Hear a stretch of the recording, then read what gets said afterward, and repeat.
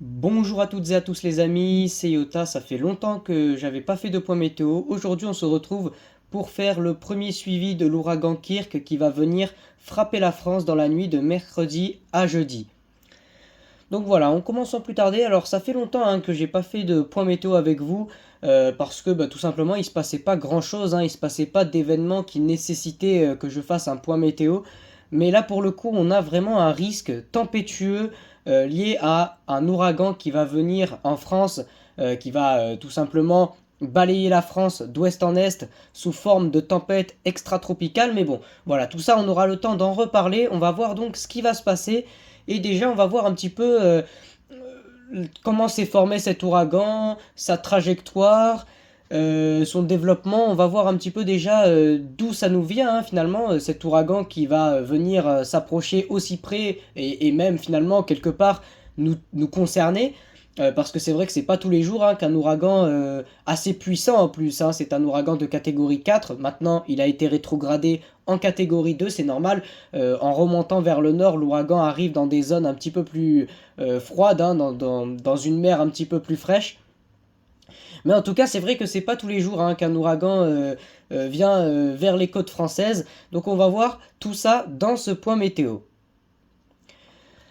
Cet ouragan, donc, il s'est formé, il faut remonter au mois de septembre. Il s'est formé donc à l'ouest de l'Afrique, une formation un petit peu basique, banale. C'est souvent dans cette zone-là que les ouragans se forment. Il a commencé donc à remonter l'océan Atlantique dans un premier temps vers l'ouest. Il a atteint donc à son apogée, il avait atteint la catégorie 4. Voilà, donc alors là on a un autre ouragan, mais celui-là n'est pas très intéressant. Mais donc l'ouragan Kirk, à son paroxysme, avait atteint la catégorie 4, donc on le voit juste ici, l'ouragan. Il a donc par la suite commencé à bifurquer, il a commencé à remonter un petit peu plus vers le nord, il remontait un petit peu plus vers le Groenland. Puis dernièrement, il a commencé à bifurquer vers l'est, donc dans une trajectoire un petit peu contraire à la première trajectoire qu'il avait. Il a commencé à changer de direction. Et à présent, comme vous le voyez avec ce petit tracé sur Zoom Earth, l'ouragan Kirk donc menace la France. Il va concerner la France, c'est une certitude aujourd'hui. Aujourd'hui, on sait que c'est une certitude. L'ouragan va frapper la France. Maintenant, on va voir, parce qu'il y a certaines chaînes de désinformation qui grossissent un petit peu les choses. L'ouragan ne va pas frapper la France au stade d'ouragan. Ce n'est pas vraiment un ouragan à proprement parler qui va venir concerner la France. C'est plutôt les restes de l'ouragan qui vont venir frapper la France, donc c'est-à-dire les restes d'un ouragan, c'est-à-dire une tempête extra-tropicale. Un ouragan, lorsqu'il est sur l'océan Atlantique et lorsqu'il est vraiment au stade d'ouragan, on appelle ça en fait une tempête tropicale. Lorsque l'ouragan Kirk arrivera en France, ce sera une tempête extra-tropicale. C'est comparable un petit peu à une tempête qu'on a en plein hiver. Vous voyez les tempêtes classiques qu'on a en plein hiver, en plein mois de décembre. Eh bien, ce qu'on va avoir en France, ce sera comparable à ces tempêtes-là. On voit d'ailleurs la délimitation avec cette fameuse ligne. Et donc ici, on a la délimitation. Ici c'est jaune, vous voyez, la ligne est jaune. Là, elle est violette. Et en fait, ça, c'est la délimitation entre le stade de tempête tropicale et le stade de tempête extra-tropicale.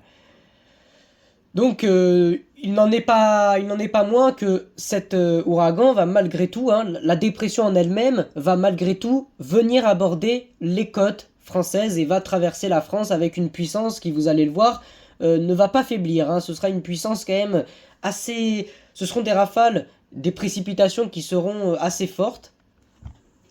Donc cet ouragan, on le retrouve également ici, vous voyez qu'il est en train petit à petit de se transformer plutôt en une tempête, il est en train petit à petit de perdre son statut d'ouragan, il n'est plus vraiment alimenté par les eaux tropicales de l'océan Atlantique, mais il va bientôt être plutôt alimenté par le jet stream, le jet stream.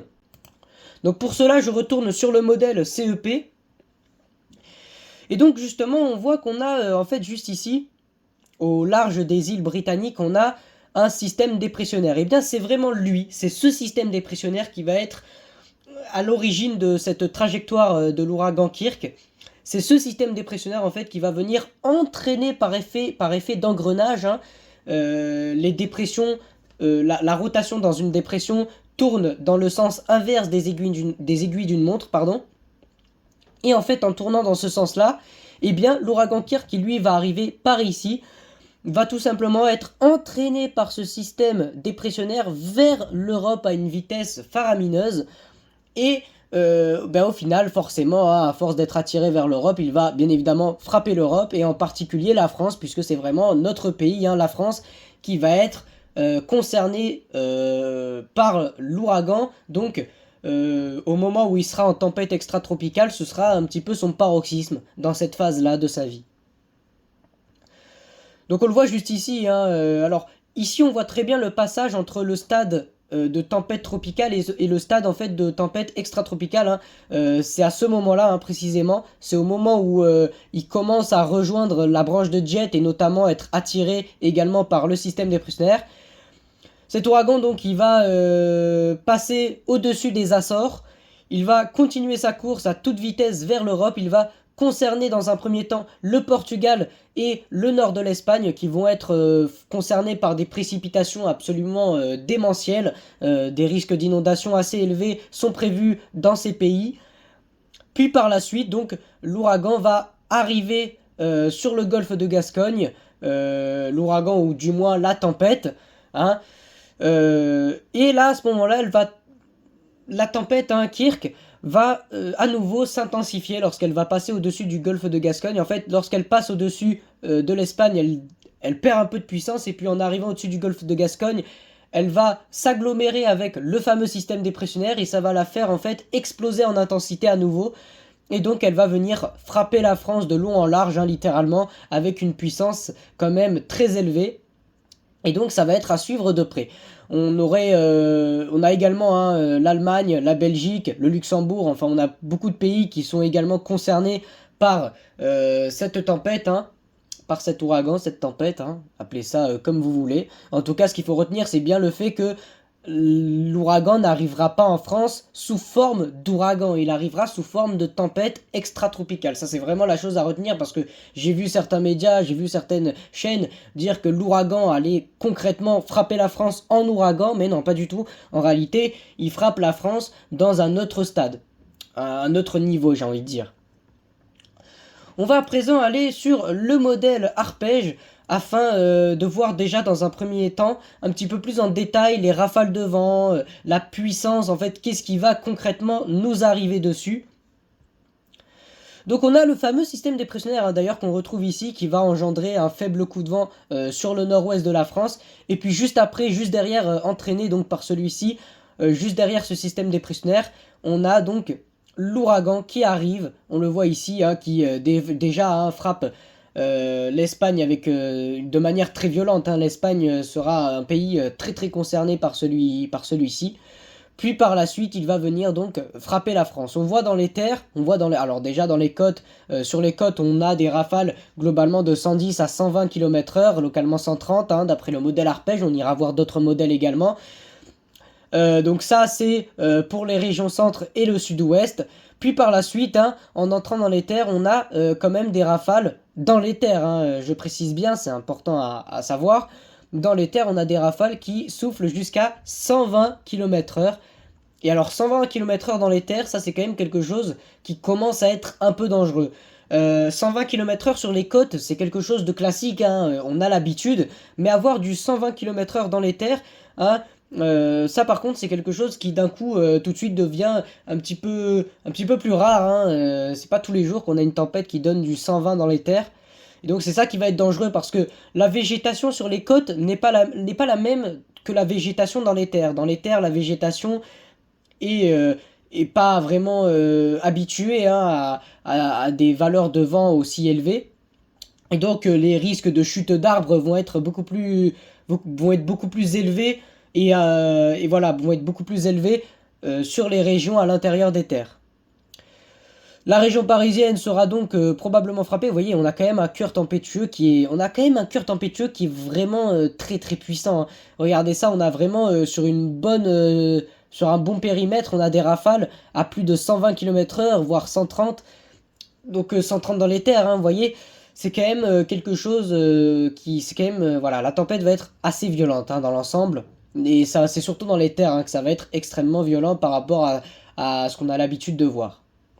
Et donc par la suite, donc, après avoir frappé donc la moitié ouest, notamment le centre-ouest, les régions centre, la région parisienne, une petite partie, même si le nord-ouest devrait quand même globalement être épargné, hein, malgré les premières prévisions qui voyaient la tempête vraiment frapper le nord-ouest. Au final, le nord-ouest devrait être, notamment la Bretagne, épargné. Et finalement, ce serait plutôt le Grand Est, hein, qui finirait par prendre en dernier cette tempête, qui sera toujours à pleine puissance, hein, qui sera toujours accompagnée de rafales à 120 km/h. Et donc par là, vous voyez, hein, sur l'ancienne mise à jour d'arpège, hein, c'était quelque chose de beaucoup plus faible, hein. Là, d'un coup, on est sur quelque chose de beaucoup plus creusé, de beaucoup plus violent. La tempête devrait arriver sur les côtes françaises avec un creusement équivalent à 970 hectopascales, hein. Donc vous voyez, c'est vraiment très creusé, hein. Pour cette période de l'année, on est le 10 octobre, avoir une dépression qui passe avec un cœur aussi creusé, finalement, c'est pas tous les jours, également. Et donc par la suite, ce sera donc le Luxembourg, la Belgique et l'Allemagne qui seront concernés. Voilà, ça c'est, j'ai envie de vous dire, le premier point météo sur cette situation. On continuera bien évidemment, je continuerai de suivre. Je sais pas, peut-être que je vais vous faire un point météo par jour, hein, histoire de vraiment suivre cette situation de très très près. Maintenant, bon, demain je termine les cours vers 18h, donc ça va être compliqué. Mais je pense que mardi c'est sûr et certain, je vous ferai un point météo. Et puis mercredi, je vous ferai soit un point météo, soit un live.